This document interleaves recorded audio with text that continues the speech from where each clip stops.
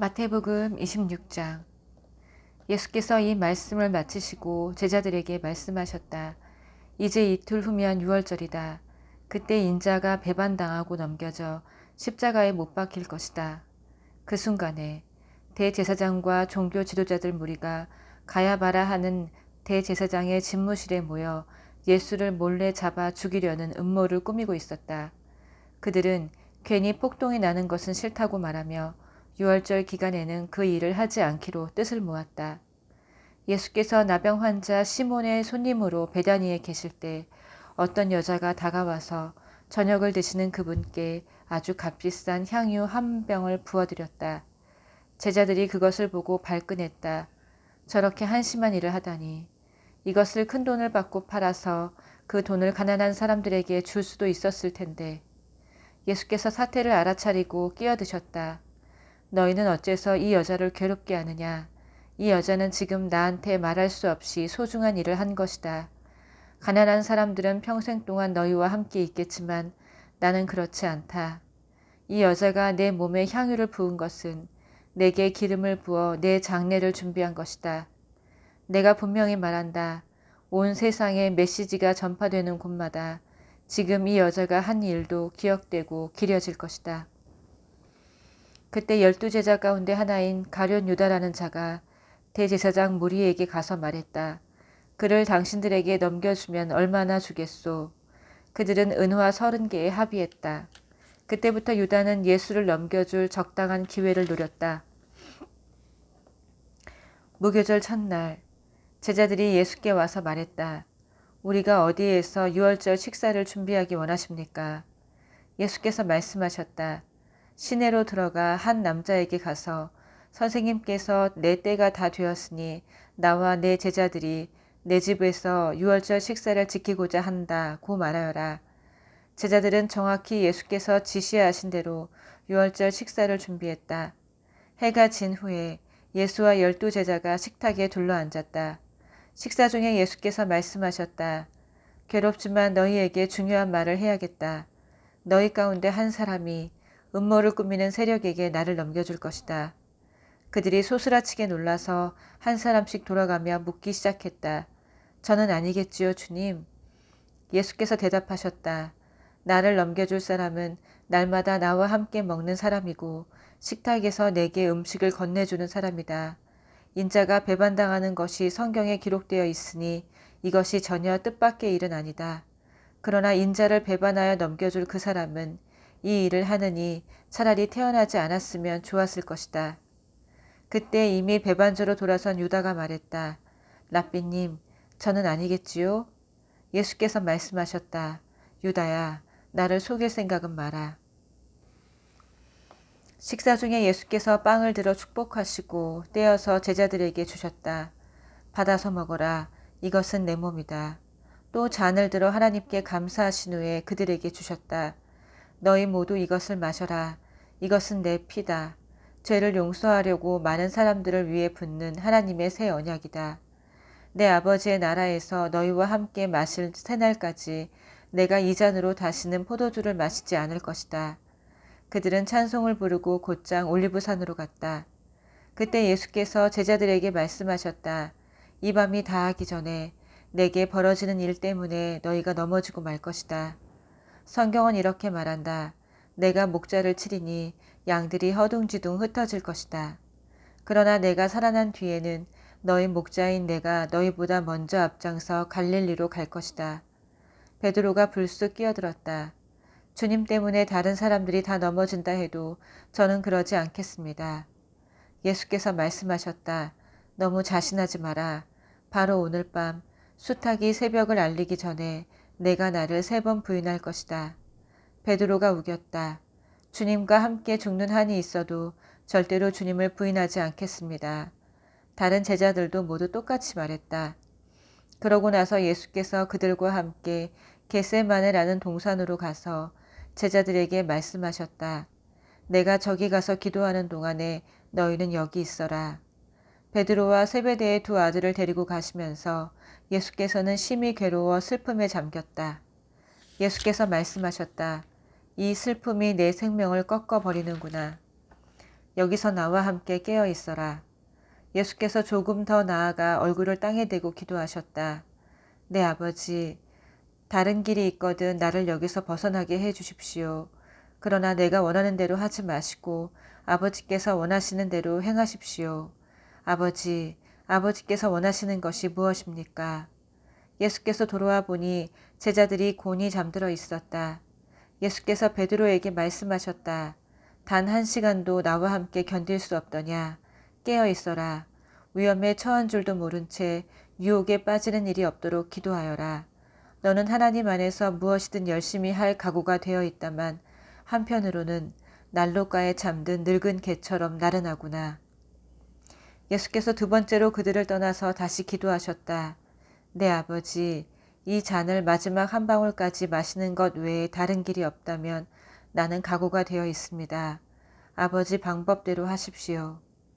예수께서 돌아와 보니 이번에도 제자들이 곤히 잠들어 있었다. 도저히 눈이 떠지지 않았던 것이다.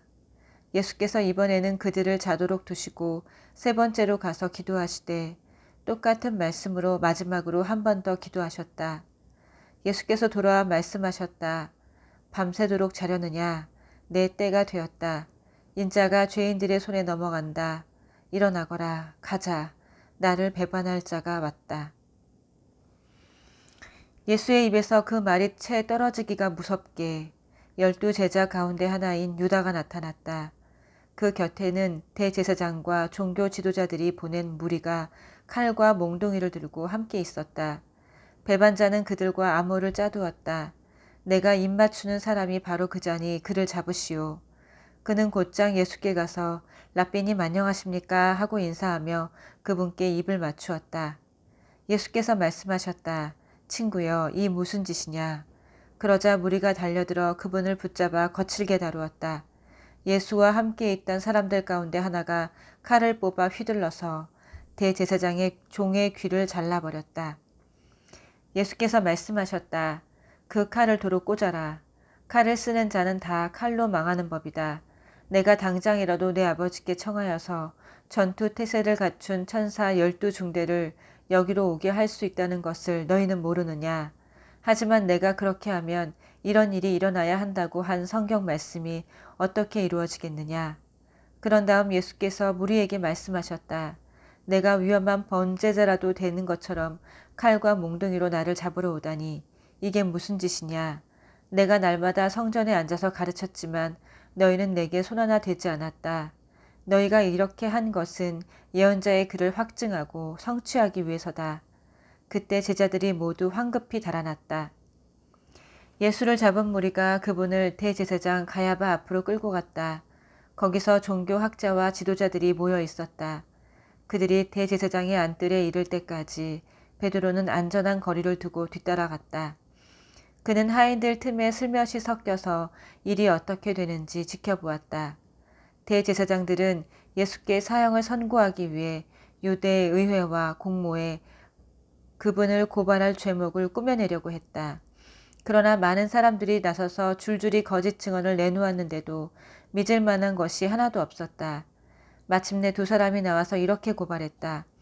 그는 내가 하나님의 성전을 헐고 사흘 만에 다시 지을 수 있다고 했습니다. 대제사장이 일어서서 말했다. 이 증언에 대해 너는 뭐라고 말하겠느냐? 예수께서 침묵하셨다.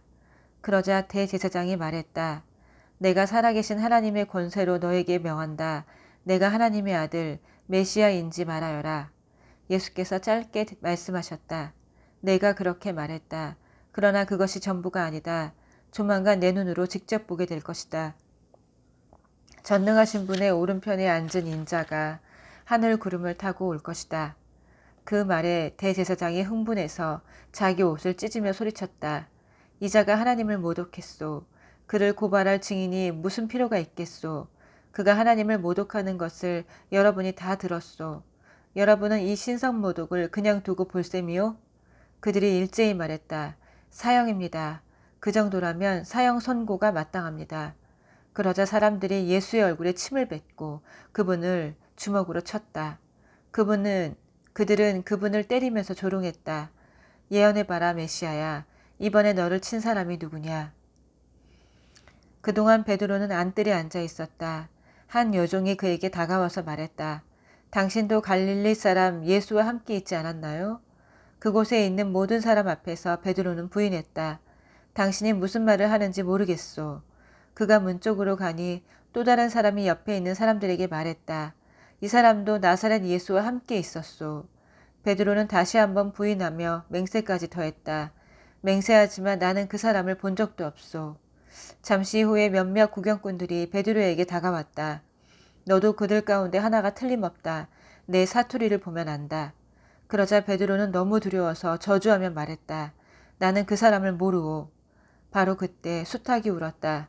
베드로는 수탉이 울기 전에 내가 나를 3번 부인할 것이다 라고 하신 예수님의 말씀이 생각났다. 그는 밖으로 나가서 하염없이 흐느껴 울고 또 울었다. 27장 동틀 무렵 모든 대제사장과 종교 지도자들이 모여서 예수를 죽일 모의를 마무리 지었다. 그들은 예수를 결박해서 총독 빌라도에게 끌고 갔다. 예수를 배반한 유다는 그분에게 유죄 판결이 내려진 것을 알았다. 양심의 가책을 이길 수 없었던 그는 은화 30개를 대제사장들에게 돌려주며 말했다. 내가 죄를 지었소. 내가 죄 없는 사람을 배반했소. 그러나 그들이 말했다. 우리가 알 바 아니다. 그것은 너의 문제다. 유다는 은화를 성전 안에 던지고 떠났다. 그는 밖으로 나가서 목을 메어 죽었다. 대제사장들이 은화를 집어들었으나 그것을 어떻게 처리해야 할지 막막했다. 살인의 대가로 받은 이 돈을 성전에 헌금으로 바치는 것은 옳지 않소. 그들은 그 돈으로 토기장이의 밭을 사서 노숙자의 묘지로 쓰기로 결정했다. 그래서 그 밭에 살인의 밭이라는 이름이 붙였고 지금까지도 그렇게 불리고 있다. 그리하여 예레미야의 말이 현실이 되었다. 그들이 은화 30개, 이스라엘 자손이 값을 매긴 이의 몸값을 받아서 그것으로 토기장이의 밭을 샀다. 그들은 자신들도 모르게 하나님의 지시에 정확히 따랐던 것이다. 예수께서 총독 앞에 서자 총독이 물었다. 내가 유대인의 왕이냐? 예수께서 말씀하셨다. 내가 그렇게 말하면 그렇다. 그러나 대제사장과 종교 지도자들이 맹렬하게 고발을 퍼부을 때 예수께서는 아무 말씀도 없으셨다. 빌라도가 예수께 물었다. 저 긴 고발 목록이 들리느냐? 뭐라고 말해야 하지 않겠느냐? 예수께서는 침묵을 지킬 뿐 그 입으로 말 한마디도 말도 하지 않으셨다. 그것은 총독에게 아주 깊은 인상을 남겼다. 명절 중에는 무리가 지명하는 죄수 하나를 총독이 사면해 주는 오랜 관례가 있었다. 때마침 예수 바라바라 하는 악명 높은 죄수가 감옥에 수감되어 있었다. 빌라도가 무리 앞에서 말했다. 여러분은 내가 어떤 죄수를 놓아주기를 원하오? 예수 바라바요? 아니면 그리스도라 하는 예수요? 빌라도는 그들이 예수를 자기에게 넘긴 것이 순전히 악의에서 비롯된 일임을 알고 있었다. 재판이 아직 진행 중일 때 빌라도의 아내가 말을 전해왔다. 이 고귀한 사람을 재판하는 일에 상관하지 마세요. 내가 그 사람 꿈으로 밤새 뒤숭숭했습니다. 한편 대제사장과 종교 지도자들은 무리를 부추겨 바라바의 사면과 예수의 처형을 요구하도록 했다. 총독이 물었다. 여러분은 내가 두 사람 가운데서 누구를 놓아주기를 원하오? 그들이 말했다. 바라바요. 그럼 그리스도라 하는 예수는 내가 어떻게 하면 되겠소? 그들이 일제히 소리쳤다. 십자가에 못 박으시오. 그가 따졌다. 무슨 죄목 때문이오? 그러나 그들은 더 크게 소리쳤다. 십자가에 못 박으시오. 빌라도는 아무 성과도 없이 자칫 폭동이 나려는 것을 보고 대야에 물을 가져다가 무리가 다 보는 앞에서 손을 씻으며 말했다. 나는 이 사람의 죽음에 대한 책임에서 손을 떼겠소. 지금부터는 여러분 소관이요. 여러분이 재판관이고 배심원이요. 무리가 대답했다. 우리가 책임지겠소. 우리 자손들이 책임지겠소. 빌라도는 바라바를 사면해 주었다. 그러나 예수는 책찍질한 뒤에 십자가에 못 박도록 넘겨주었다. 총독 수하의 병사들이 예수를 총독 관저로 데리고 들어가서 부대 전체를 모아놓고 히히덕거렸다. 그들은 예수의 옷을 벗기고 빨간색 긴 겉옷을 입혔다. 그리고 가시나무로 엮은 왕관을 그분 머리에 씌웠다. 그들은 그분의 권위를 인정한답시고 오른손에 홀처럼 막대기를 쥐어주었다. 그러고는 그분 앞에 무릎을 꿇고서 예를 갖추는 신웅을 하며 조롱했다. 유대인의 왕 만세. 그들이 말했다. 만세. 또 그들은 예수께 침을 뱉고 막대기로 그분의 머리를 때렸다. 실컷 즐기고 나서 그들은 겉옷을 벗기고 다시 그분의 옷을 입혔다. 그런 다음 십자가에 못 박으려고 끌고 나갔다. 가는 길에 그들은 시몬이라는 구레네 사람을 만나 그에게 예수의 십자가를 지게 했다. 해골 언덕이라 하는 골고다에 이르자 그들은 가벼운 진통제를 예수께 주었다. 그러나 예수께서 맛보시고는 마시려 하지 않으셨다. 병사들은 예수를 십자가에 못 박고서 그분이 죽기를 기다리는 동안 그분의 옷가지를 나누어 가지려고 주사위를 던지며 시간을 보냈다.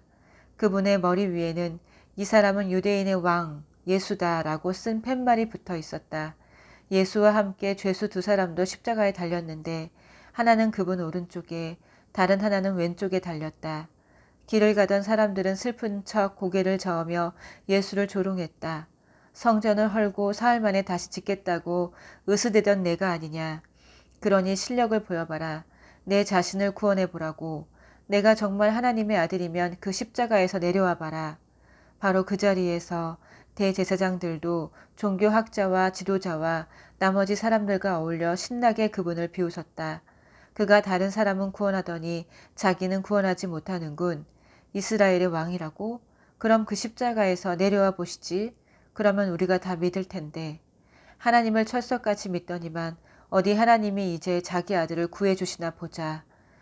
그야 하나님이야 원하셔야 되겠지만 이자는 자칭 하나님의 아들이 아니었나. 예수와 함께 십자가에 못 박힌 두 죄수까지도 조롱에 가세했다. 정오부터 3시까지 온 땅이 어두워졌다. 오후 중반쯤에 예수께서 깊은 데에서부터 신음하며 큰 소리로 부르짖으셨다. 엘리 엘리 라마 사박다니. 이 말은 나의 하나님 어찌하여 나를 버리셨습니까? 라는 뜻이다. 곁에서 그 말을 들은 몇몇 사람들이 이 사람이 엘리야를 부른다 하고 말했다. 그 가운데 한 사람이 달려가서 손뭉치를 신 포도주에 적셔서 장대에 달아올려 그분께 마시게 했다. 다른 사람들은 그렇게 서두를 것 없다. 엘리야가 와서 그를 구해주나 보자 하고 놀려댔다. 그러나 예수께서 다시 한번 크게 소리 지르시고 숨을 거두셨다. 그 순간 성전의 휘장이 위에서부터 아래까지 둘로 찢어졌다. 지진이 일어나서 바위들이 갈라져 산산조각 났다. 그뿐 아니라 무덤들이 열리면서 무덤 속에 자고 있던 많은 믿는 이들의 몸이 살아났다. 경비대장과 그와 함께 있던 사람들은 지진과 그 밖에 일어난 일을 보고는 몹시 두려워했다. 그들은 말했다. 이 사람은 하나님의 아들이 틀림없다. 또한 많은 여자들이 멀리서 지켜보고 있었는데 그들은 예수를 섬기려고 갈릴리에서부터 그분을 따라온 사람들이었다. 그들 가운데는 막달라 마리아, 야고보와 요셉의 어머니 마리아, 세베대의 두 아들의 어머니도 있었다. 그날 오후 늦게 예수의 제자인 아리마대 출신의 한 부자가 왔다. 그의 이름은 요셉이었다. 그는 빌라도에게 가서 예수의 시신을 거두게 해달라고 청했다. 빌라도는 그의 청을 들어주었다. 요셉은 시신을 가져다가 깨끗한 세마포에 싸서 최근에 바위를 깎아서 만든 자신의 새 무덤에 모셔두고 큰 돌을 굴려 입구를 막고 나서 그곳을 떠났다. 그러나 막달라 마리아와 다른 마리아는 남아서 무덤이 잘 보이는 곳에 앉아 있었다. 해가 진 후에 대제사장과 바리새인들이 빌라도에게 면회를 청했다. 그들은 말했다. 총독님, 저 거짓말쟁이가 살아있을 적에 내가 사흘 후에 다시 살아날 것이다 하던 말이 이제야 생각났습니다. 사흘째 되는 날까지 무덤을 봉인해야 되겠습니다. 그의 제자들이 와서 시체를 훔쳐가서는 그가 죽은 자들 가운데서 살아났다고 하면서 떠들고 다닐 가능성이 높습니다. 그렇게 되면 우리의 처지가 전보다 더 곤란해집니다. 나중 속임수가 처음 속임수보다 더 해를 끼칠 수 있습니다. 빌라도가 그들에게 말했다. 당신들에게 경비대가 있을 것 아니요. 가서 힘껏 지키도록 하시오. 그들은 나가서 돌을 봉인하고 경비병을 세워 무덤을 단단히 지켰다.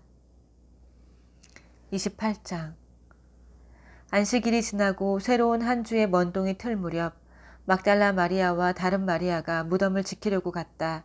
그때 갑자기 발밑에서 땅이 흔들리고 진동하더니 하나님의 천사가 하늘에서 내려와 그들이 서 있는 곳으로 왔다. 천사가 돌을 굴려내고 그 위에 앉았다. 그에게서 번개 같은 빛이 번쩍였고 그의 옷은 눈처럼 하얗게 빛났다. 무덤을 지키던 경비병들은 너무 두려웠다. 어찌나 두려웠던지 꿈쩍도 하지 못했다. 천사가 여자들에게 말했다. 조금도 두려워할 것 없다. 너희가 십자가에 못 박히신 예수를 찾는 줄을 내가 안다. 그분은 여기 계시지 않는다. 그분은 말씀하신 대로 다시 살아나셨다. 와서 그분을 모셔두었던 곳을 보아라.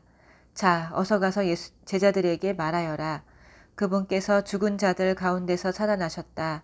그분께서 너희보다 먼저 갈릴리로 가실 것이다. 너희는 거기서 그분을 뵐 것이다 하고 말하여라. 이것이 내가 전하는 소식이다.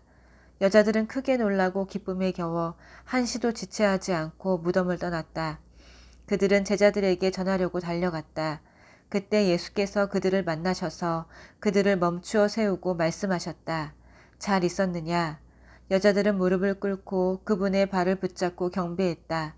예수께서 말씀하셨다. 너희가 있는 힘을 다해 나를 붙잡고 있구나. 그렇게 무서워하지 마라. 가서 내 형제들에게 갈릴리로 가라고 하여라. 거기서 내가 그들을 만나겠다고 전하여라. 한편 경비병들이 뿔뿔이 흩어졌으나 그 가운데 몇 사람이 도성으로 들어가서 일어난 일을 대제사장들에게 전했다. 그들은 종교 지도자 회의를 소집해 대책을 마련했다.